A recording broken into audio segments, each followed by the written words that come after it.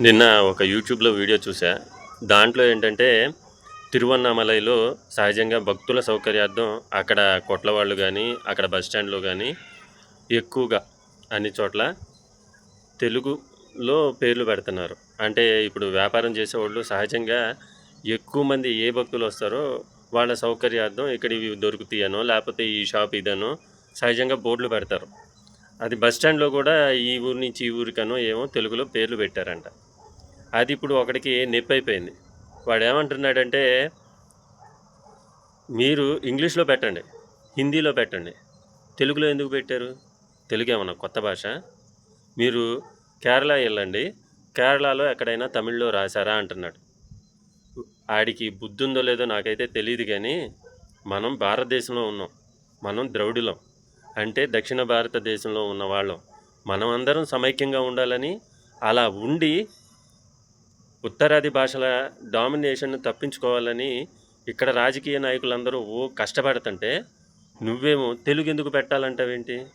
సరే, నువ్వే చెప్పిందే నిజమైతే 200 ఏళ్ళు బానిసలుగా మనల్ని పరిపాలించి, మన దగ్గరున్న సొమ్ము మొత్తం లూటీ చేసిన బ్రిటిషోళ్ళు నీకు గొప్పైపోయారు.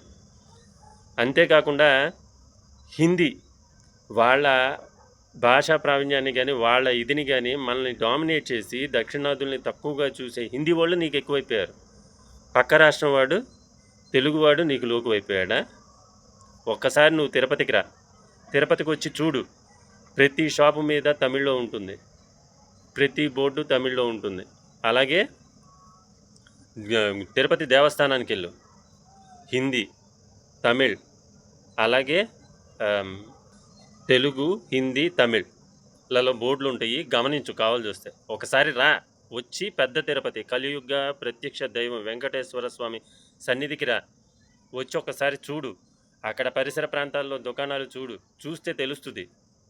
పరభాషా సహనం కూడా లేకపోతే మీరు ఎలా బాగుపడతారు? అంతేకాదు, వాడంటాడు తెలుగు బోర్డులు పెట్టినంత మాత్రాన తిరువన్నామలైని తీసుకెళ్ళి ఆంధ్రప్రదేశ్లో కలిపేస్తారా? కనీస జ్ఞానం ఉందా? ఒకసారి వాడేమంటున్నాడో వీడియో చూడండి.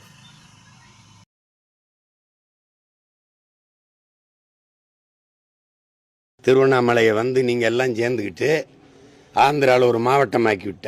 பேருந்து நிலையத்திலிருந்து ஹிந்தி, இங்கிலீஷு, தமிழ், தெலுங்கு. அதுக்கு எதுக்கு தெலுங்குல எதுக்கு இங்கே வருது?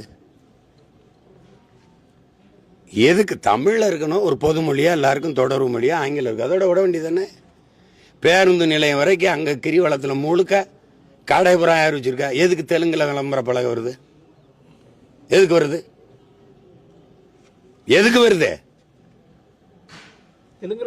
எதுக்கு வருது? பழனி கோயிலுக்குள்ள மலையாளத்தில் நீ அறிவிக்கிற, ஐயப்பன் கோயிலில் எனக்கு தமிழில் அறிவிக்கிறியா?